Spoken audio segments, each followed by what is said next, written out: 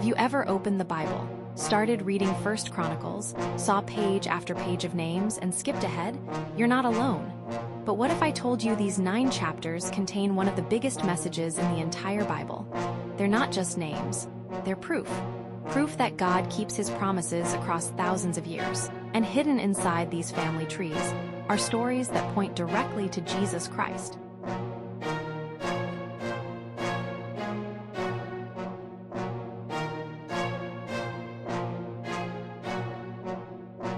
The book begins with Adam. Not Moses or David, but Adam. Why is that? Because the chronicler wants us to remember something. Israel's story is part of a much bigger story. It begins with creation itself. These genealogies intentionally trace God's covenant line from Adam through Seth, emphasizing God's redemptive plan rather than merely recording human history.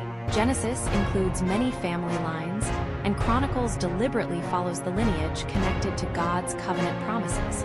Every name moves the reader closer to Abraham. But here's where things get interesting. God doesn't always choose the oldest son to carry on his promise. That pattern begins here and repeats throughout the rest of Scripture.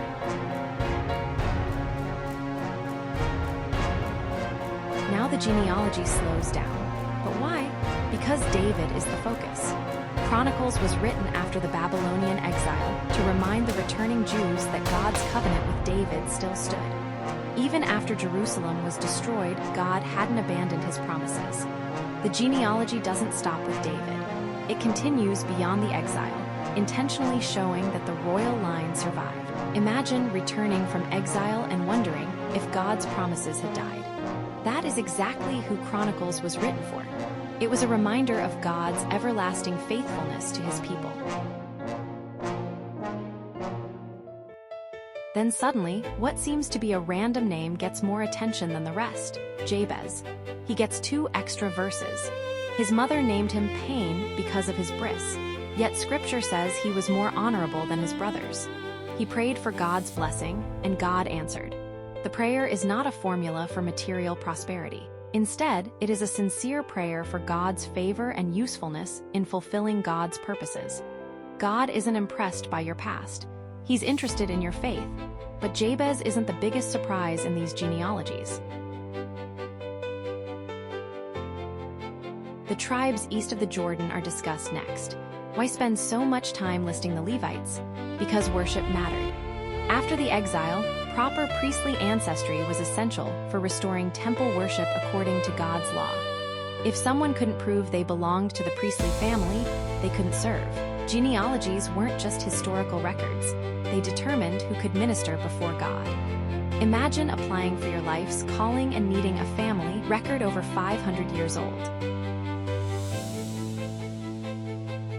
Some tribes receive long lists of recorded names, while others only get a few names recorded. Some families grew into powerful nations, while others slowly faded from history. But every tribe is still remembered by God. Every name still has a place. The chronicler is making a non-obvious, but powerful point. God does not forgotten anyone, not the famous people or the forgotten people. And the final chapter reveals why every single one of these names mattered all along.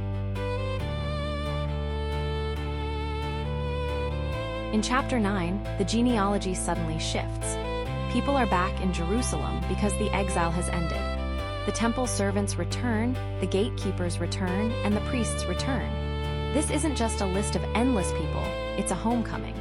This chapter demonstrates God's faithfulness in preserving a remnant and reestablishing worship after the exile. The gatekeepers were highly trusted officials. They protected the temple and safeguarded its treasures. Even though their work wasn't glamorous, it was extremely essential.